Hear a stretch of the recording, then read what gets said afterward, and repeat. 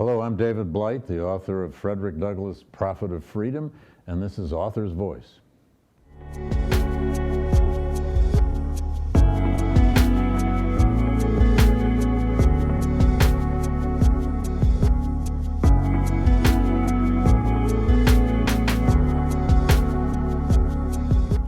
Welcome to Author's Voice, connecting authors to the world.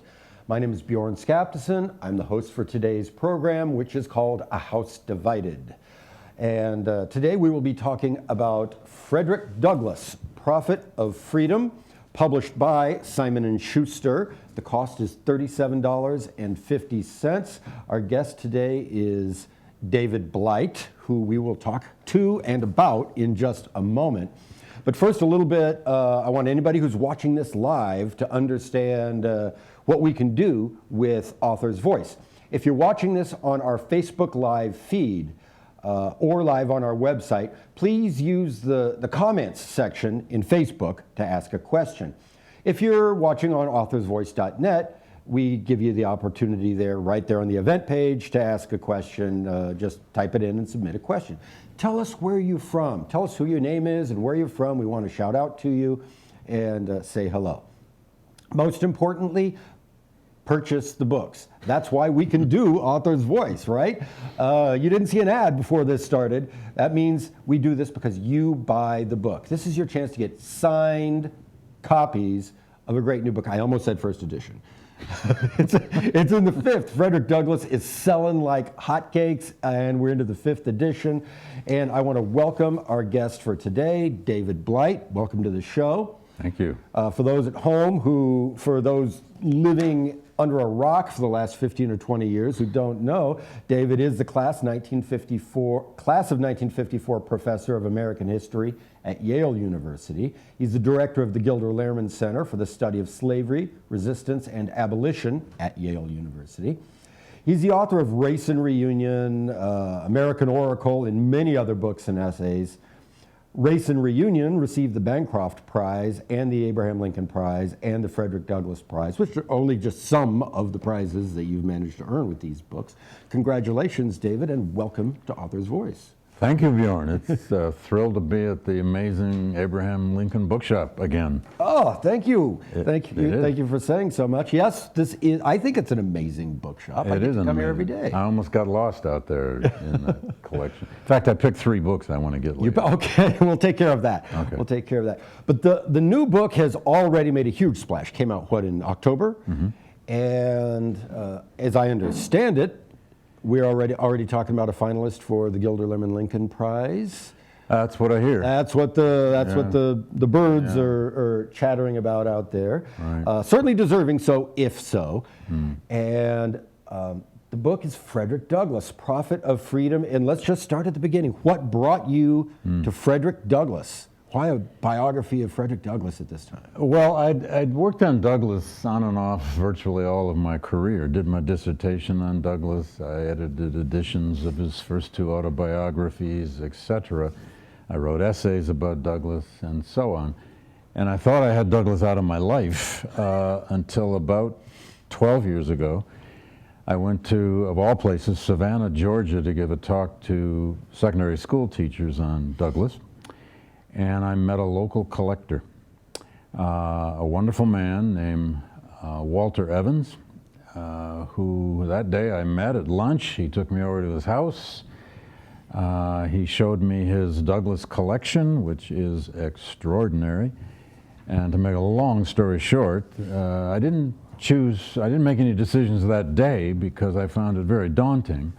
But having seen Walter's collection, which consists especially of about 10 huge Douglass family scrapbooks kept by Douglass's sons over the last third of their father's life, and a great number of other family papers, I realized somebody's going to use this to write a new life of Douglass. And it was one of those moments where you feel, well, I don't want to write this book, but I may have to write this book. So that's why I had no intention to write a full life of Douglass, and it took this 10 or 12 years to do it. One of the great pleasures in writing this was to get to know Walter Evans and his wife Linda. He's an extraordinary collector.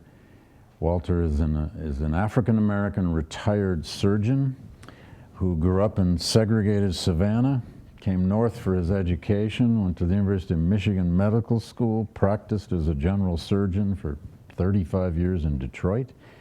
But all along, since the 1970s, he started collecting African-American art and manuscripts and rare books. And he's now retired in Savannah in a beautiful old 4-story brownstone that is absolutely chock full of manuscripts, rare books, and art. His Douglas collection, someday we hope, will be at the Beinecke Library at Yale. Actually, it should already be there, but Walter chose not to take the offer that the Beinecke made him. But that collection is the reason I committed to doing this new life of Douglas. And particularly because this collection opens up as never before this last third of Douglas's life, the older Douglas, the aging Douglas, the patriarch, the man who becomes the political insider, with all kinds of rivalries, with the huge extended family dependent on him. I found increasingly the older Douglas sort of took over for me as in some ways more fascinating than that younger heroic Douglas. The younger heroic Douglas is still fascinating, and that's the one, if Americans tend to know Douglas, that's the Douglas they tend to know, the escaped slave, the early abolitionist, the great orator.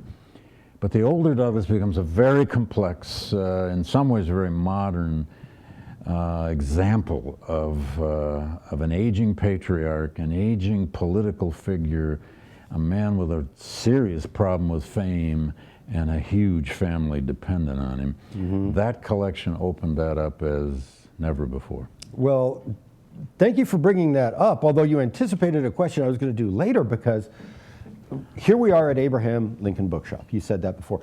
And the key to what we do at the Abraham Lincoln Bookshop, people collect stuff. Yeah. And we help people curate collections about Civil War, Lincoln, this, that. We work with people all the time, help them come up with a strategy, help them hopefully get someone at the beginning of their collection, which you already told me a lot about Walter Evans, but tell me about what working with Walter Evans and his collection taught you about how someone that has this bug for collecting comes up with, curates such a great collection, and then that becomes a topic that you study and write about.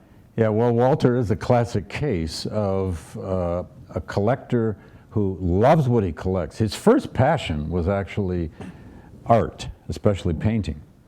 And he actually has one of the greatest collections of African-American art in private hands anywhere in the world. Really? Okay. Well, he's even the executor of Jacob Lawrence's estate. So he's been an art collector from day one. But the manuscripts and rare books animate him as well. He's a collector who really cares about what he collects. He knows what he collects. Although there were so many times, and this goes directly to your point, there were so many times in working at his house, and by the way, I did weeks and weeks of research on his dining room table. I mean, it doesn't get much better than hanging out in a beautiful old house in Savannah to do research. They only had 2 rules. Don't come before 8 a.m. and never put your coffee cup on the table with the documents. Those were the only rules. I could stay as late as I wanted. Those are the same 2 rules we have here. Exactly, that's what you should have. And I never put the coffee on that table, whatever Walter might think. But seriously, Walter knows what he's collecting. But any number of times during the many weeks of being there, he would come by and say, "So what are you finding? What are you seeing?" And I'd name something. I'd name some speech. I'd name some letter. And he'd say, no, I don't remember that. Come here, Walter, look. You know, when you collect this much material, although he bought most of his Douglas material from one other collector, nevertheless. By collection, you may not know everything. It's so rich, it's so complex. But it was great to have him, I mean, I'm literally in his own home. It was great to have him there as a conversationalist, although sometimes I had to tell him, Walter, let me work. You know, I only have 5 days here at this point.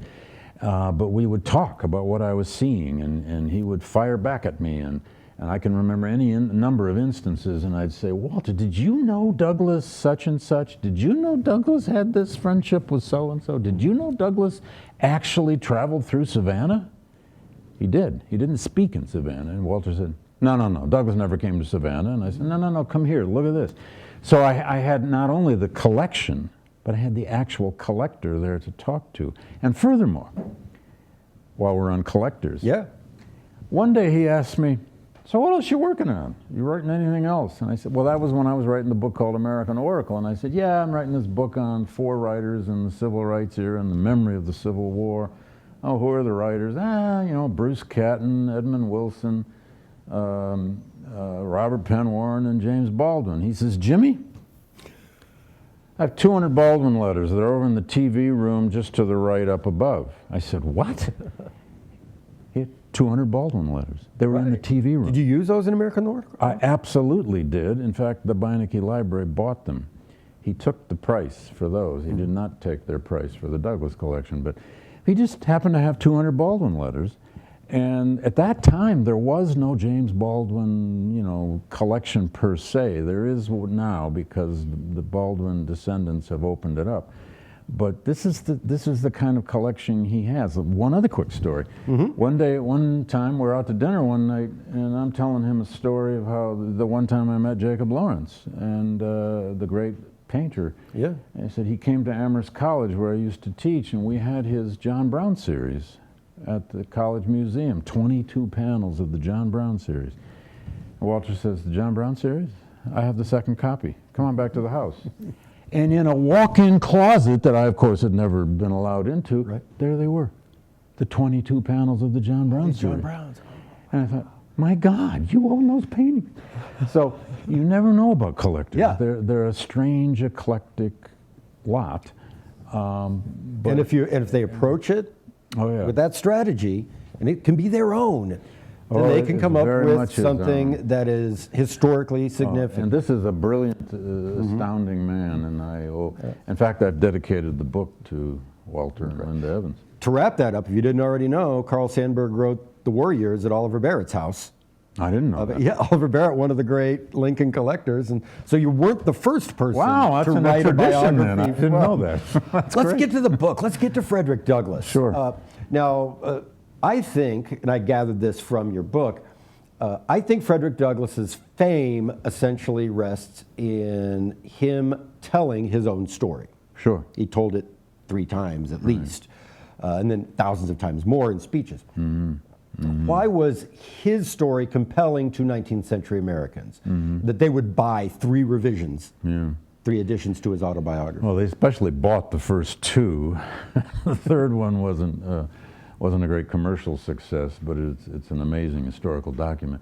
Well, in part, Douglass writes these autobiographies in part because he has to demonstrate who he is.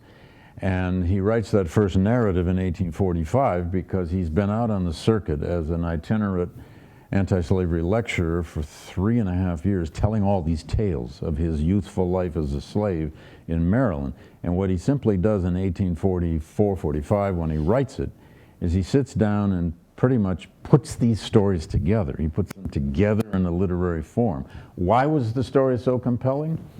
I think 2 reasons, at least 2 reasons. One is it's the from slavery to freedom story, which is at the heart of America in the middle of the 19th century.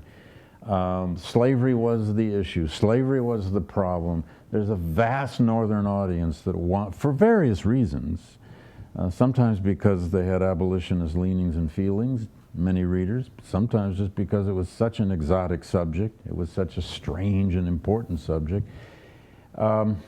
But also the second reason is Douglass was a writer early on. He doesn't come out of slavery a good writer. He has to practice it and he has to learn it.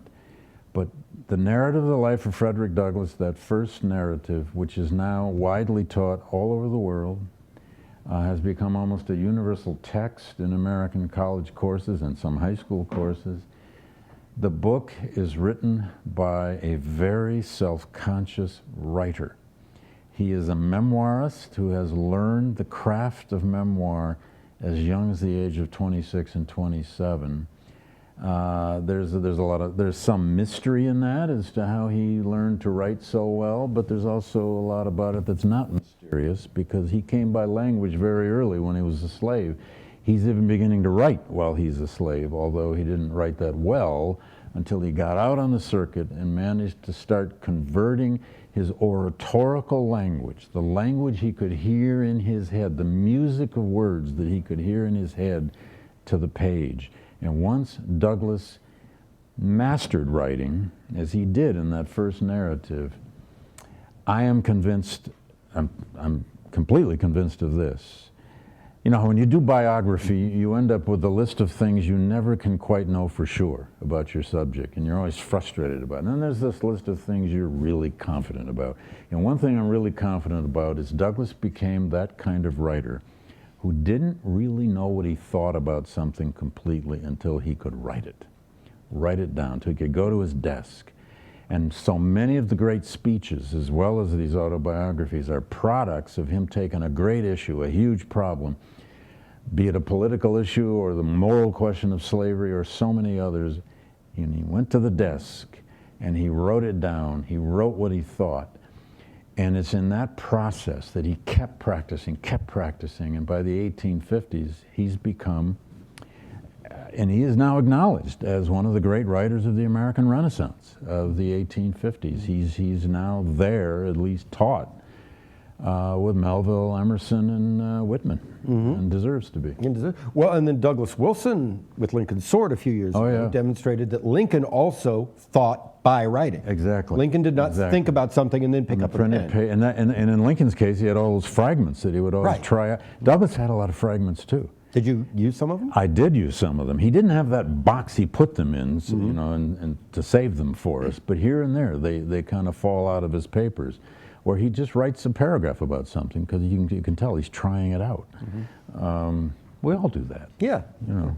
Well, he mastered language early. He also mastered the Bible early, especially the Old Testament. And why do you think he fell back on Old Testament stories? Jeremiah, Exodus. Exodus makes sense, but Jeremiah, Noah, things like this. Well, Douglass came by language through the Bible and through a book called The Columbian Orator, a book he discovers among his white playmates in Baltimore, and then actually manages to buy his own copy when he's about 12 years old. But for one thing, he encounters an old black preacher in Baltimore named Charles Lawson, who was sort of semi-literate, but was deeply biblical, mostly oratorically. And when this Father Lawson, as Douglass, sometimes he called him Uncle Lawson, sometimes he called him Father Lawson, who was a drayman by day, drove a horse cart, but by night he just read the Bible. When he discovered Douglass, this kid who could read, he just sat him down and had him start reading out loud to him, especially from the Old Testament, story after story, hour after hour. Douglass started reading the Bible out loud. Did he understand all these Old Testament stories? No. Do we even understand them all today? No. But he gets language in his head from the King James Version of the Bible. Then he starts in Baltimore. He attended 4 different churches, 2 black and 2 white. He names all the preachers. He names the preachers he liked best and the ones he didn't like. And he was hearing different kinds of sermonic traditions, black and white, mostly Protestant, mostly Methodist, when he's an early teen and a late teenager. And then from the Bible and from that Columbian order, which was in part a manual of oratory, that is, how to do oratory, how to balance the cadences of your voice, how to use your arms and your shoulders and your neck, how to reach a moral sensibility in your audience. He learns all of that in that Columbian order, and he's even practicing it when he's a slave with his buddies out in brush arbors. So even before he escapes from slavery at the age of 20, he's had biblical stories in his head for years. What does he do when he gets to New Bedford, Massachusetts, when he's 21 years old and 22? He gets deeply involved at the local AME Zion Church, black church in New Bedford, and within a year, clearly, we don't know exactly how, they realized this kid could preach. And there he is, a lay preacher at the front of that congregation numerous times. And that's where he learns, in the Protestant tradition, to preach from a text.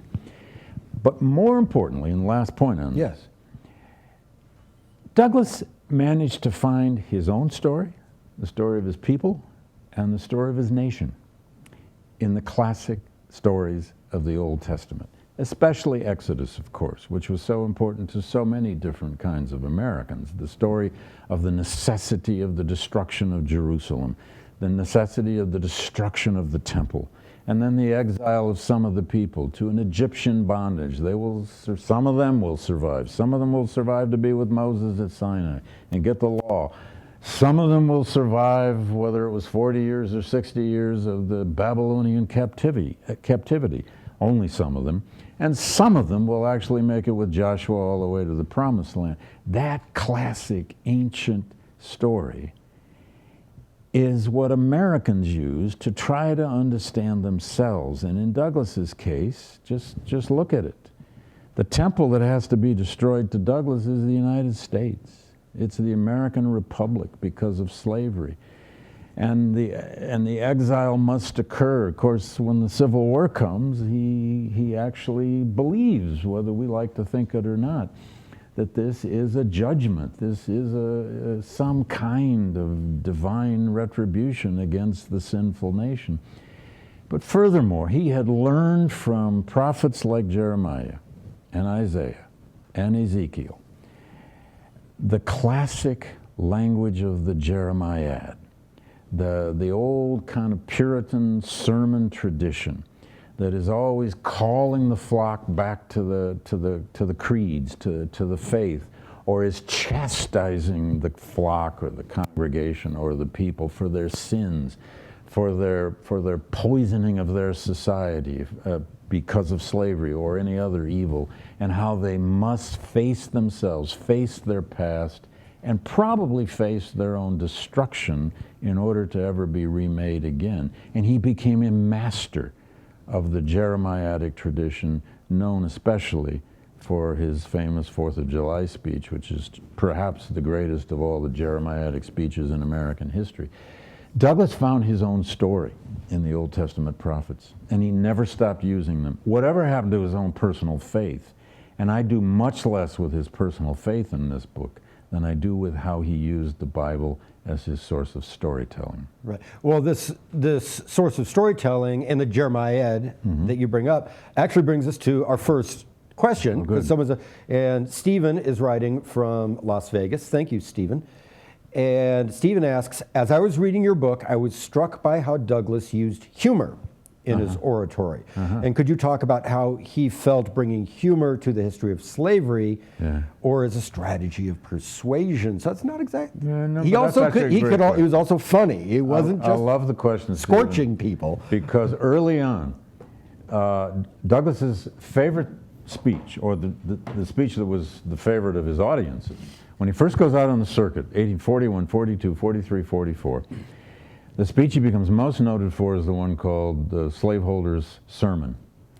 Now, this is where Douglas would get up and mimic. He would prance around the stage. He would mimic a sermon by a Southern slaveholding preacher. He would go to those texts of the Bible, slaves be loyal to your masters, and he would prance around the stage, and he would get audiences laughing out of their chairs. And there were times when Douglas was out on the circuit in 1844 with a troop of abolitionists, and a typical abolition meeting would be, they had 2 or 3 resolutions they were either to speak to or speak against, and somebody in the audience would say, "Hey, Fred, do the sermon." And Douglas would go into the mimicry, and he also, though, it wasn't just the comic on a stage who was so good at mimicry. He was brilliant at using irony, a kind of savage irony at times, to show the absurdities of racism, the terror of slavery, the kind of idiocy of racism, and he would sometimes just rip it inside out in ways that would make you laugh, as we often do, when we face absurdity. When we face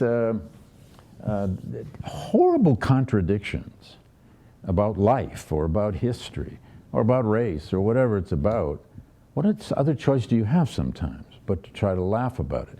Another case, he would sometimes tell the stories of how he would be Jim Crowed. He'd be thrown off a railroad car, or he'd go into a tavern or a hotel, and they would say, but Mr. Douglas, you have to go eat in the kitchen. We don't allow black people to eat in the dining room. Or we don't allow black people to do this. We don't allow black people to do that. He started, usually early on, he was outraged by this. Famously, he was thrown off trains. One time he was even thrown off while he was still holding the chair. You know, it wasn't bolted down very well, apparently, and they threw him off in the chair. But eventually he started making humor out of it.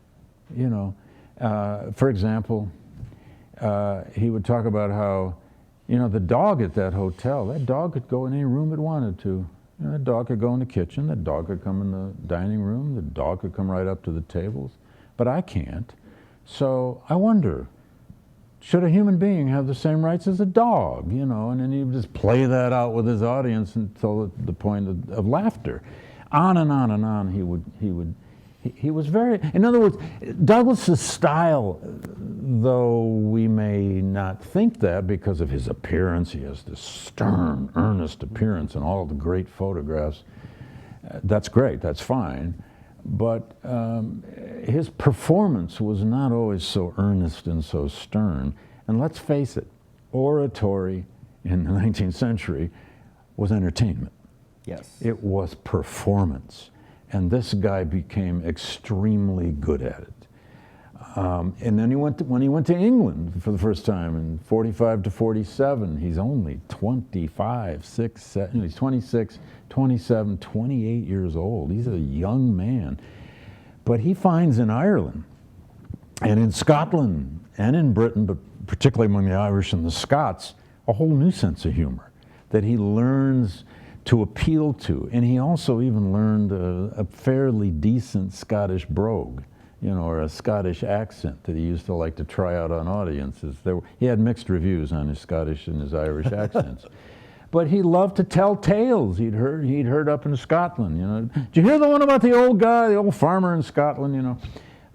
So this was a classic 19th century orator who could entertain you for a while and then rip your heart out about the nature of slavery, and then maybe in the end also bring you back to some semblance of hope.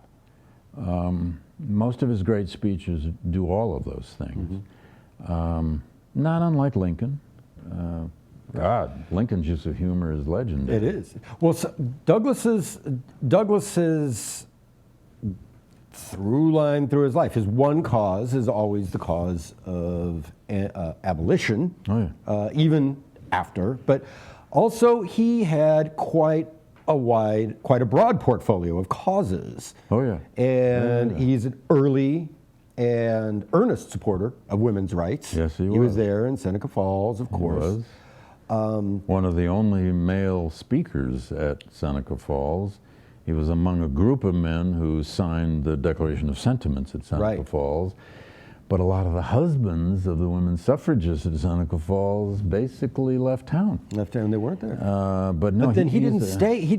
But then he ended up having some difficult problems there. I think what happened with him and Katie Stanton, Elizabeth Cady Stanton. Well, the first chapter of that story, though, is a very serious. Douglas was in every way a women's rights man. That was his own phrase. He wrote an essay entitled, "I Am a Women's Rights Man." He even supported women's economic rights in the 1850s. There was a law, a bill that didn't pass in the state of New York that would have given women economic rights, the right to their estate, the right to divorce, the right to to not have to give up all of their economic lives if they married and so on. He supported all of that. And on women's suffrage, he was always a women's suffragist until the 15th Amendment. Now, you got to know the context of that. The 15th Amendment is, of course, the Voting Rights Amendment. It passes in 1869, ratified in 1870. He didn't even support the 15th Amendment at first because it wasn't radical enough. It did nothing about the future of qualifications tests and so on. But most importantly, the 14th Amendment and the 15th put black male suffrage, and the word male, into the Constitution for the first time, everybody with one eye open understood that if you put women's suffrage into the 15th Amendment, which was designed for black male suffrage, it never passes. That's just a fact of history. In an all-male American Congress, that amendment never would have passed. It was conceived in the first place to try to solidify the right to vote for black men in the South, which is what the Republicans were still trying to hold on to.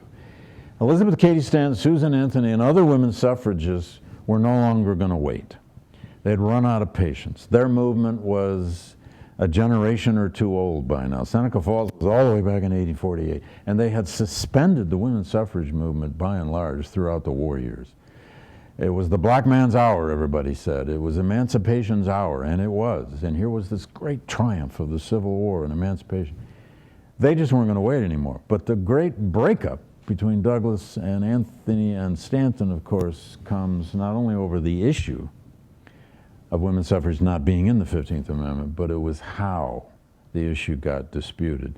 Stanton and Anthony used, at times, viciously racist language. That has to be said, and there are plenty of biographers of Elizabeth Cady Stanton, at least some, who have now said that. She used the N-word. She used all kinds of phrasing about how if an ignorant, uneducated black man can stumble to the polls and vote, why can't an educated, sophisticated white lady go vote?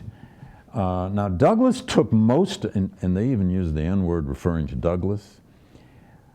Douglas took most of this ugly dispute, dare I say like a gentleman, and did not fire back, mostly. However, he did say some unfortunate things like, but women still have their husbands to vote their interests for them, which was, you know, in retrospect, a rather stupid comment. Right when you thought Frederick Douglass was this great modern man, he wasn't so modern on that one. But it's an ugly breakup. It's a terrible dispute. It tore apart this budding early black civil rights movement that came out of emancipation and abolition and the women's suffrage movement. And by and large, Douglas and Anthony and Stanton, and Anthony had been his neighbor in Rochester, never fully made up. He sort of made up with Susan Anthony. And Anthony will be with him on the same stage in Washington the day he died. But they never fully made up. It had just been too ugly a breakup. It's not the only ugly dispute Douglas had with people, but it's one of the biggest. Now, for any of you folks at home that think that we're going to get through Frederick Douglass's life, or even hit the high points of the events, you need to be buying and reading the book. Not thinking that we're going to drag David through his entire story. But I'll stay as long as you want. Stay as long, yeah.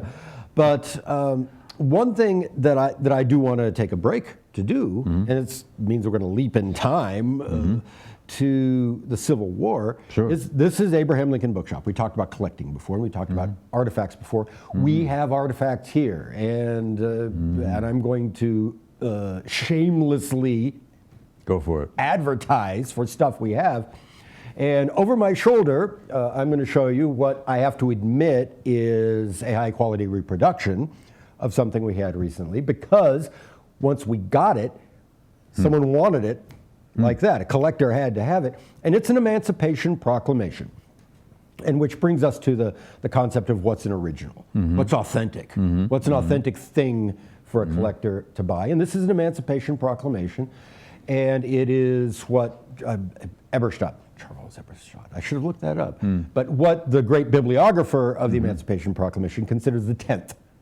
The 10th to come out. It's printed, it's above my shoulder here, and it is the State Department announcement of Emancipation Proclamation, and it's signed in print by Lincoln and by Secretary of State Seward. And we think it's one of the earliest to come out, simply by inference, because so much of the language is Seward's. Written by Seward. Written by Seward. And there it is, and there is an authentic instrument. And that's one thing that a lot of collectors are going to want, authenticity. Bind, reprint Frederick Douglass in leather and they won't buy it unless somebody writes a good intro. But get a first edition, they'll pay a lot of money for it. Sure. Authenticity. And so this story behind this Emancipation Proclamation makes it so interesting, intriguing for collectors. Now, which brings me up the emancipation. I want to talk about this with you and our guy.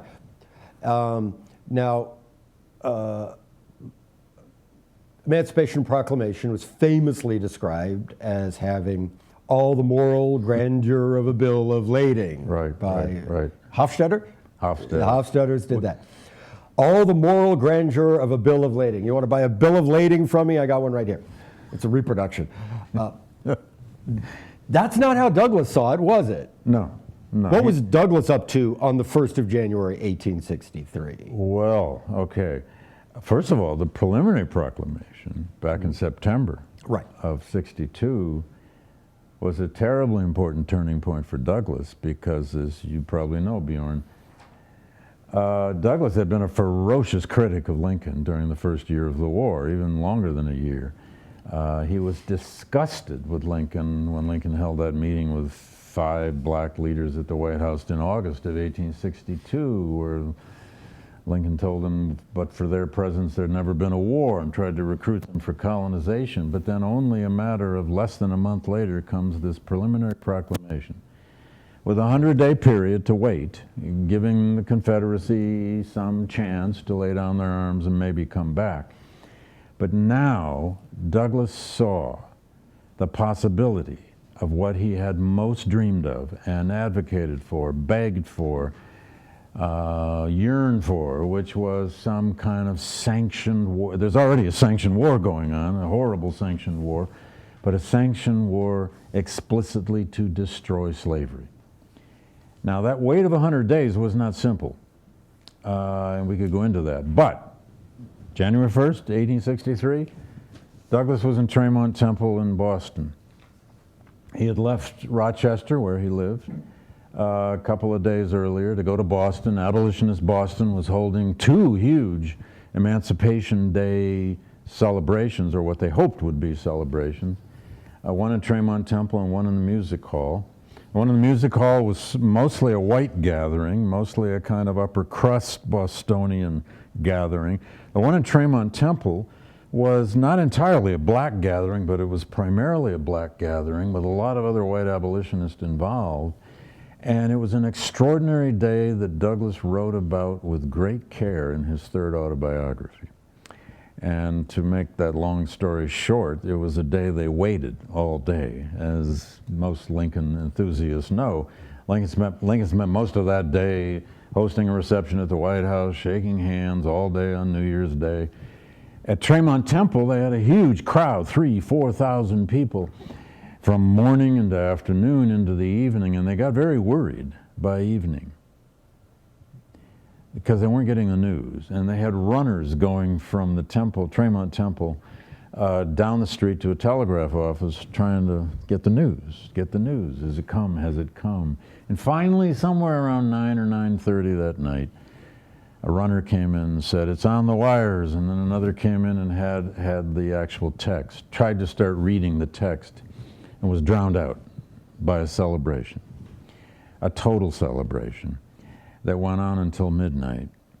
Douglass got control of the crowd at one point and led them in one of his favorite spirituals, Blow Ye the Trumpet Blow. There were impromptu speeches, there was hugging and crying. They were thrown out at midnight because they'd only rented the temple till midnight. They regathered at a black church in Beacon Hill and in effect partied all night. And Douglass had already prepared an editorial. He had written it back in Rochester to be printed in his newspaper in January. And the title of it, of course, was A Day for Poetry and Song. Now, if Lincoln hadn't signed it or somehow emancipation got postponed or put off, he wouldn't have published that. But in the wake of this proclamation now, whatever the exact words of it, what Douglass was fully aware of is that the final proclamation had 2 new things. There was no colonization in it, no call for schemes of removal of black people from the country, and 2, it had the provision of the call to enlist black soldiers. This meant now a sanctioned war against slavery, exactly the form of which still to be determined. But Douglass went back to Rochester and did what he had always done. He went to his desk, he wrote a new speech called The Proclamation and the Negro Army, and he took that baby on the road.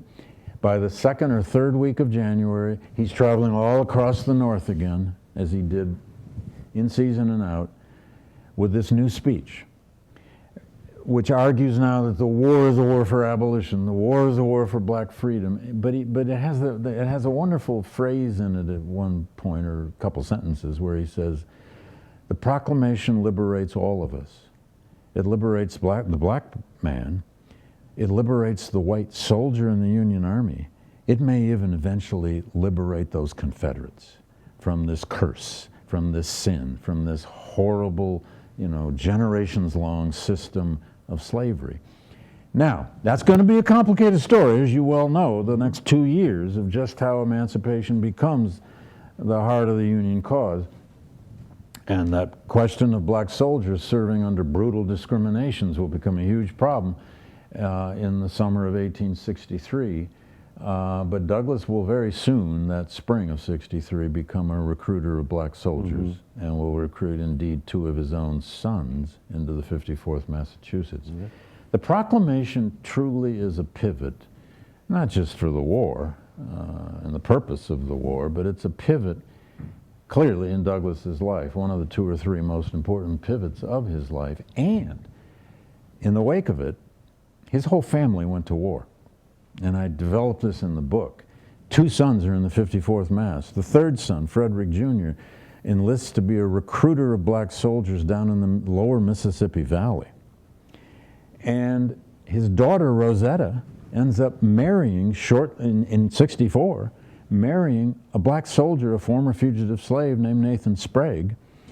Ends up not being a very good marriage, but by the end of the war, they're all engaged in it. And his wife Anna has 2 sons in the Army, 1 son off in Mississippi recruiting, and her daughter marries another soldier. The Douglass family went to war, and Lewis, his oldest son, many people may not know this, was badly wounded at Fort Wagner. He was shot in the groin, as they say. He developed gangrene of the scrotum. He was shipped north to a hospital in New York City, where Douglass went and stood by his son's bedside for, it appears, at least 2 full weeks. He was in very bad shape. And Lewis, who will later marry, but will never have children, and the reason was his wounds at Fort Wagner. So this was a family that always looked back on the Civil War as a family experience. And with 2 sons who were veterans of the Army, and with their father having been this principal spokesman of the cause. Now, I'll say one last thing about that. Among the 100 or 200 questions I would ask Frederick Douglass if I could ever get him in a room, which I won't, but that he does not tell us about, and there's so much he doesn't tell us about in the autobiographies.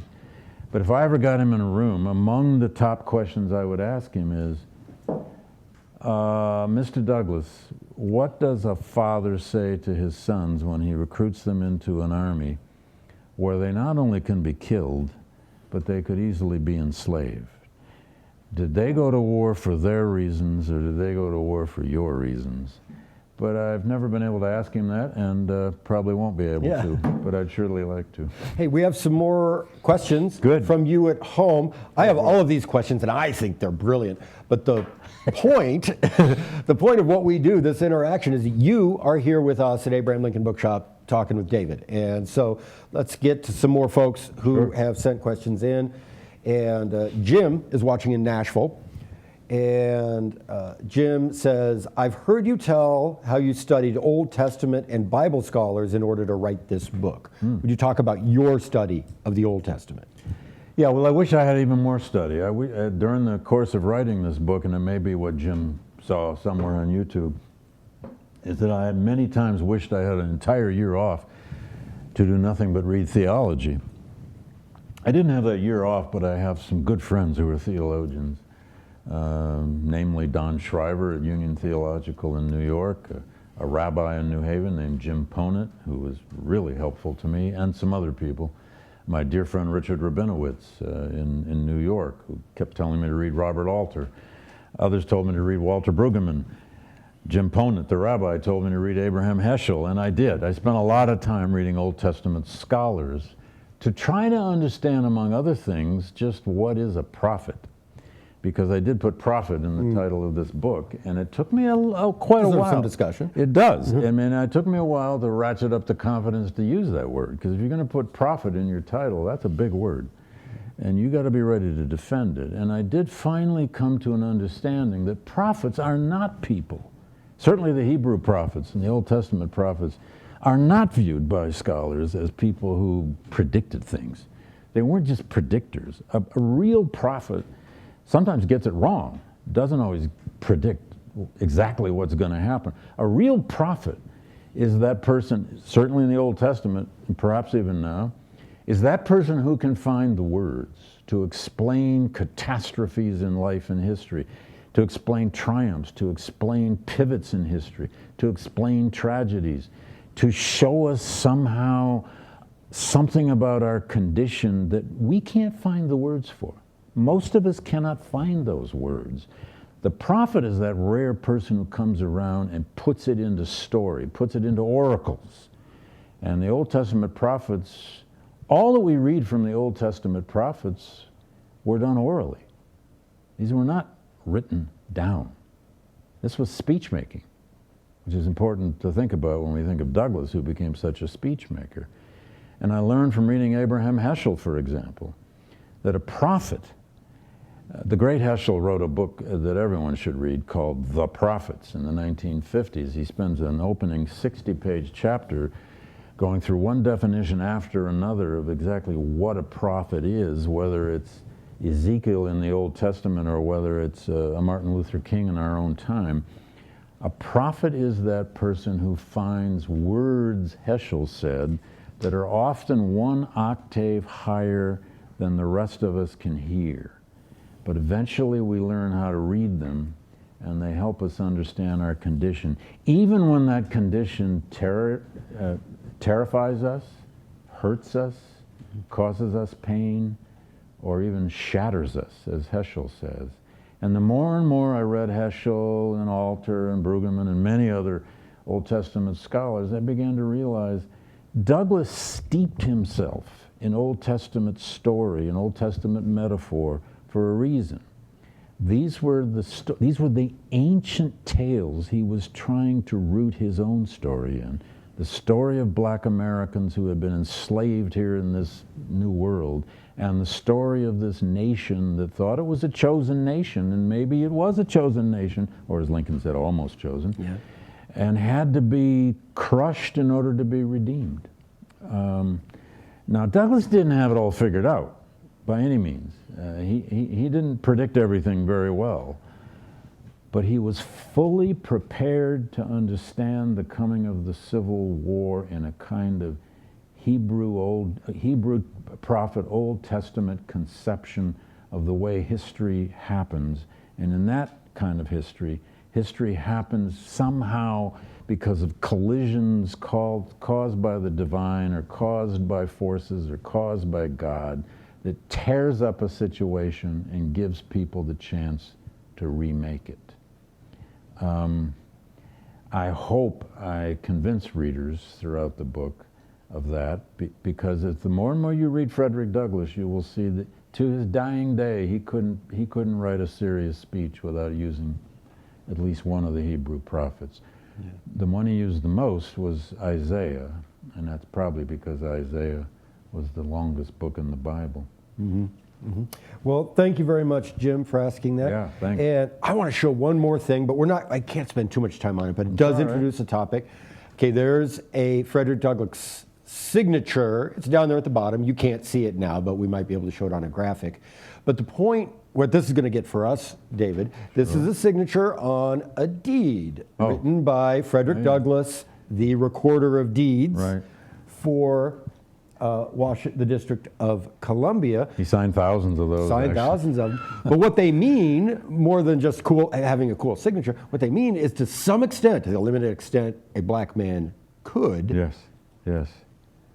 Frederick Douglass made it. Yeah. He made it.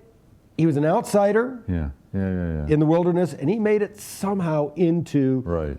the corridors of power, if only the Recorder of Deeds office for the District of Well, I'm Columbia. glad you showed that document because it is an emblem of that insider status. It creates a conflict for him. Lots does it of not? conflicts.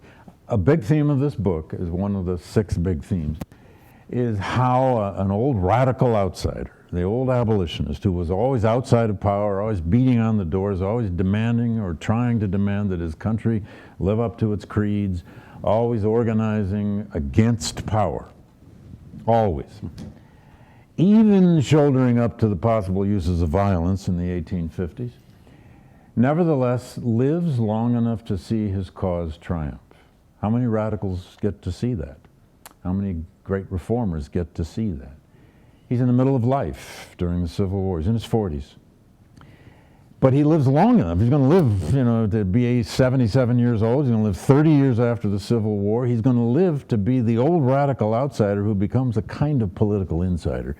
He does gain access to some degree, the inner orbits of the Republican Party. That takes time during Reconstruction. But he will eventually have 4 different kinds of appointments from the federal government, from 4 different presidents. Grant put him on the Santo Domingo Commission in 1871, which he supported. He supported annexation of part of what we call the Dominican Republic today. Douglass was an expansionist, a kind of soft imperialist.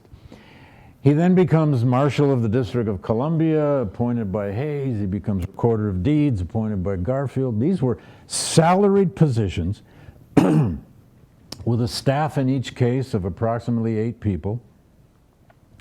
What does an old radical abolitionist black man do when he becomes the Marshal or the Recorder of Deeds? He gets 8 appointments. The first 4 are his 4 children because they needed jobs, and he gets accused of nepotism in all the Washington D.C. newspapers. Here comes President Arthur. Yeah, He'll be on yeah, that. and I show this in the book, and this is where the Evans papers was just so rich. Douglass's family by the 1870s, 1880s in Washington became sort of like the black first family.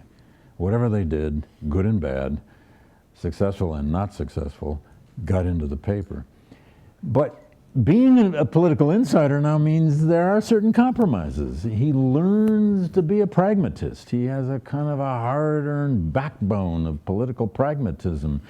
He shoulders up to the Republican Party. He will campaign for every Republican presidential candidate from 1864, Lincoln's second, all the way to 1892, his last presidential year. He goes on the stump for every Republican candidate for president. It doesn't mean he was always comfortable with the Republican Party, and sometimes he whacked them about the head about their declension, about their losing their hold, losing their belief in black civil rights and becoming the party of big business.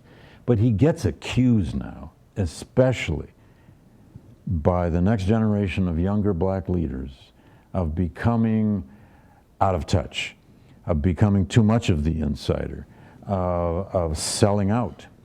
And he gets accused of that particularly by John Mercer Langston, Richard T. Greener, and a few other of the next generation of young black leaders who are college educated, free-born. And here's this Douglass, this former slave with no formal education. And what are they doing?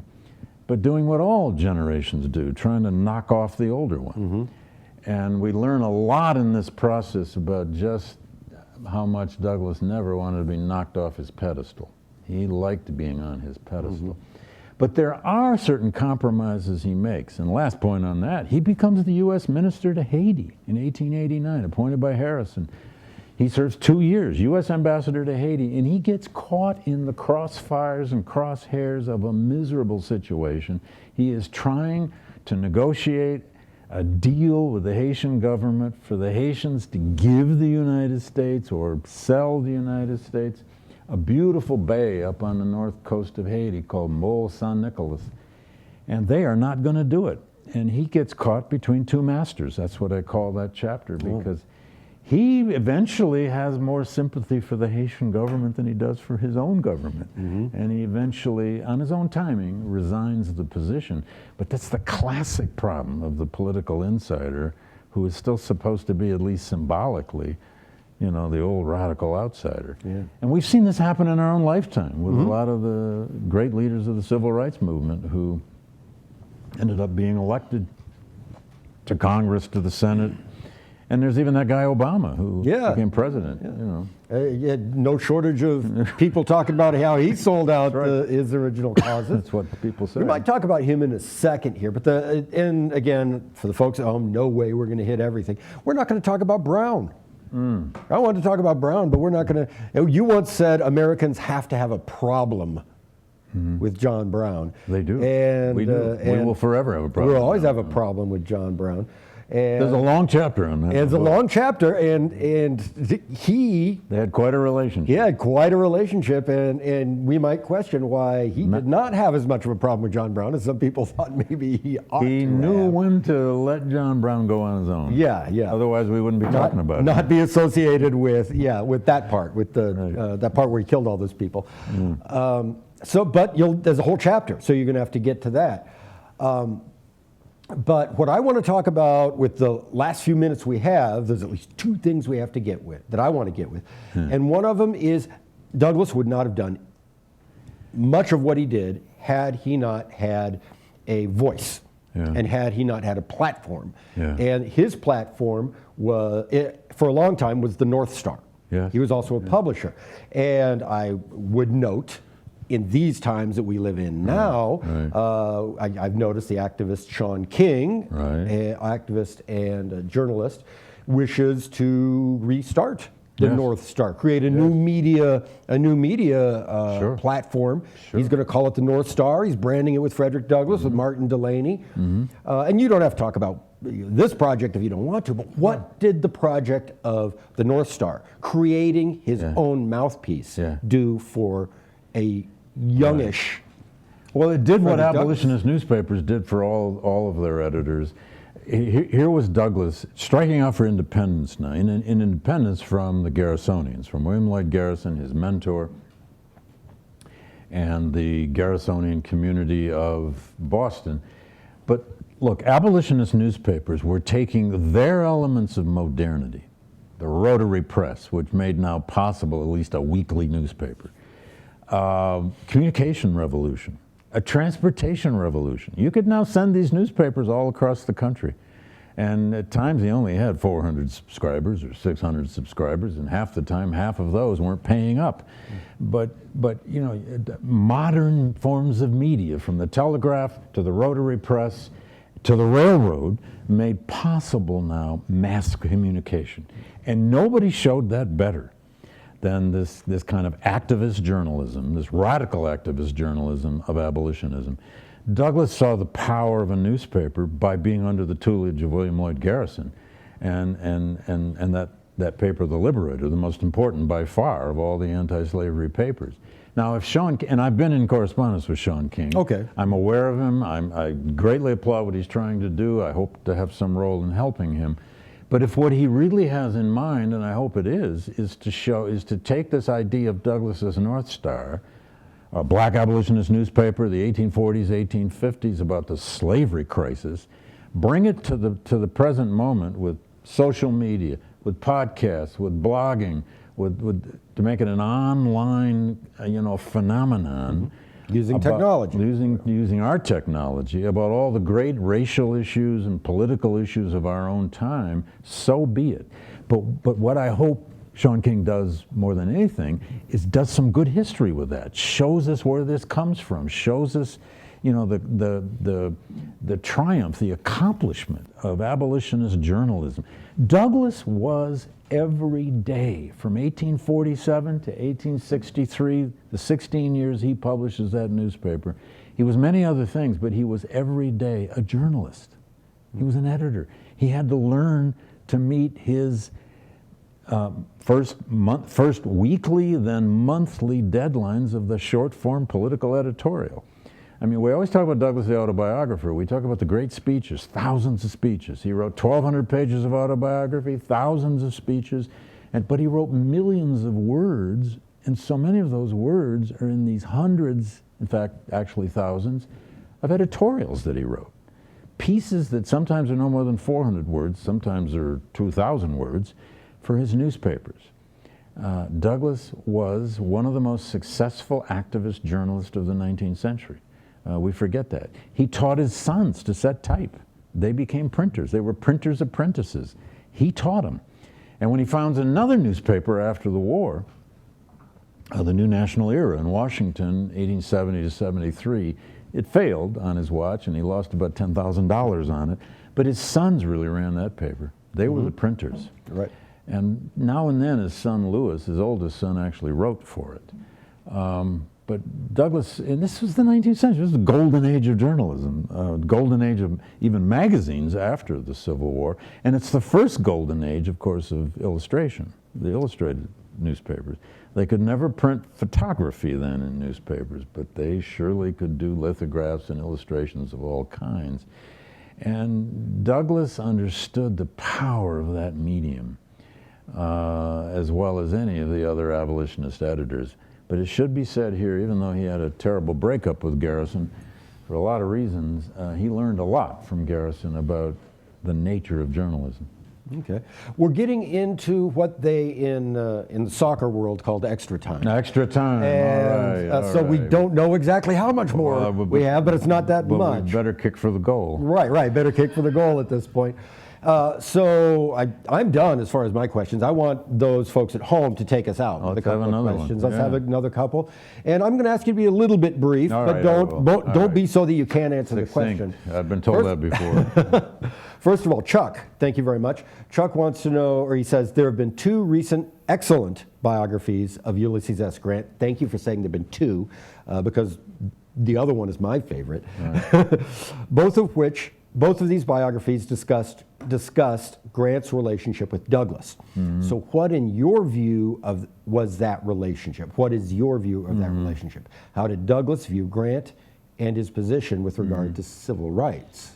Yeah, I liked both the Ron White and the Chernow biographies of Grant. I reviewed Chernow's Grant.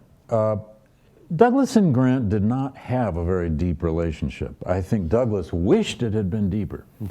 Douglass was a huge supporter of Grant. He campaigned for Grant in '68, and against the wishes of many of the liberal Republicans, as they were called, Charles Sumner and many others who wanted to dump Grant in 1872, Douglass greatly favored Grant. He always said, Grant and the Republicans are our party.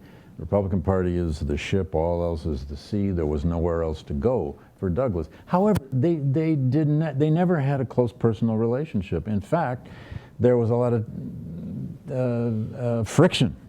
When the Santo Domingo Commission returned from the Caribbean, that Douglass was part of, although he was not really a commissioner, he was the secretary to the commission. When they returned to Washington, Grant had the members of the commission to the White House for a special dinner and didn't invite Douglass. That was a snub. Mm-hmm. And Douglass tried to say it didn't bother him, but it clearly did. And yet he was still a supporter. Douglass wanted Grant to run again for a third time until it became clear that wasn't going to happen. So Douglass bought into Grant's mystique and Grant's legacy and did applaud Grant's move, for example, against the Klan. Very much applauded Grant's move against the Klan in 1870-71, the passage of the Klan Acts by Congress. But again, I have to say, they never developed a very close relationship. He had a much closer relationship with Rutherford B. Hayes, right? The next president, who does appoint him to this significant federal appointment. But they were never that close. He never had these real meetings with Grant at the White House, as he does with the later Republican presidents. Okay, and then here comes the good news. Our friend, a friend of the shop, David Wiegers from Gurnee, Illinois, has sent in the perfect answer to wrap our show, or the perfect question to wrap our show. So thank you, David. And David asks, can you discuss Douglas's dedication speech at the Freedom Monument and his remarks about President Lincoln? How did his public thoughts about Lincoln change over time? Douglas said that Lincoln was the white man's president. Well, I'll Can do we that make sense of that? I'll do it as quick as I can. I spent the first 10 pages of the book, you may know that. I open the entire book with that story of Douglas's speech at the unveiling of the Freedmen's Memorial, Lincoln Park, Washington, D.C., April 1876. That's the speech in which Douglas could have done a kind of a safe, celebratory speech on a day, beautiful spring day. The President, Congress, the Supreme Court, the Cabinet are all there in front of him. It could have been a totally forgettable speech, but it wasn't. It's one of his 2 or 3 greatest speeches. That's the speech in which Douglas says, "My fellow white Americans, you are Abraham Lincoln's children. I and my people are only his stepchildren. He was the white man's president." That's harsh language. That is tough, celebratory speech language. At a dedication. At a dedication with the president and the whole government sitting in front of you. But in the second part of that speech, and I make a big deal of this when I write about it, Douglas also said, but Lincoln's caution, Lincoln taking his time with emancipation, in the end, though we didn't like it, was probably the best way it could happen. And he ends up using a refrain in the second half of the speech. He says, under his rule and in due time. Under his rule and in due time. He repeats it. Black freedom did come. It is, on the one hand, a deadly honest speech saying that in the first year, 2 years of the war, he was not our president. He was not the black man's president. And we are still potentially only his stepchildren. But in the second half of that speech, he is saying, but in due time, the result we have came. But much more important, and this is what I argue, that speech was less about Lincoln than it was about Reconstruction. Because in the spring of 1876, Reconstruction is unraveling. It's coming apart. All is at stake. It's the presidential election year of 76. It's the U.S. centennial that summer. Douglas used that speech to give a warning to the government, which is sitting right in front of him. If you don't act soon, there are only 3 states left unredeemed by the Southern Democratic Party. If you don't act soon, our great triumph under Lincoln in the Civil War is being eroded, destroyed, and defeated in the South. It's a classic Jeremiad in that sense. It's an appeal to the government to save Reconstruction. It's a very bold speech, and he does it in an economy of words. I think it's his second greatest speech, second only to the 4th of July speech, because he used it for historic purposes, and the subject is really Reconstruction as much as it is Abraham Lincoln. Mm-hmm. All right, thank you, David, and thank you, David. Sure. We didn't get to. We got to a lot. We got to a lot. We didn't get to Chicago. No, he went to the World's Fair. He met Ida B. Wells. We just renamed a street after Ida B. Wells. I know. He had a Which huge brings imprint up here. a Chicago problem with historic memory. Oh, I bet it does. You once wrote something about that. I did. Once upon a time. Yeah. A long time ago. And so we didn't throw back or talk about that or anything. We didn't talk too much. We did only a little bit about Brown and so on. That's why you have to buy the book. And you buy the book from us. So you can get a signed copy, and David will sign it for you. We'll ship it right out to you. Okay, let me wrap this up for you, because unfortunately we are out of time. This is the end of our time, the end of our broadcast. We have been talking about Frederick Douglass, Prophet of Freedom, published by Simon & Schuster, whom we thank for helping to get David here, for publishing the book, for publishing a fine book. I love these end pages, two different before and after portraits. Love those photographs, yeah. And we didn't talk about photographs. I know. But there are lots of photographs in this. I heard somewhere that he is the second most photographed, maybe the most photographed person of the 19th century. Only Grant may best. Only Grant. And then, so these are all things you're going to have to buy the book in order to find out. Let me tell you what's coming up on Author's Voice. On Monday, January 28th, this is great. On Monday, January 28th, Betsy Bird will be doing a special live event around the American Library Association's Youth Media Awards, a live event. The best children's books of the year with our own children's host, the host of Lady Bird and Friends. Now that's 9:30 in the morning, about 9:30 to noon on Monday morning, January 28th. After that, on February 12th, mystery author Sarah Paretsky returns to Author's Voice to discuss her latest, Shell Game, with Solved host Libby Fisher-Hellman. That's noon on February 12th. This show comes back on February 20th.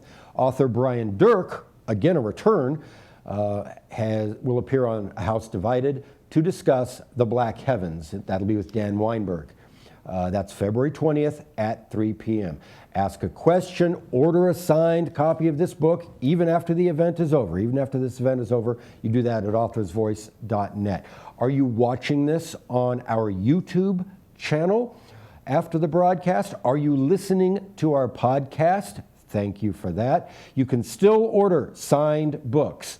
And if you're on YouTube, go to the link below the video. If you're listening to us, authorsvoice.net, authorsvoice.net, authorsvoice.net.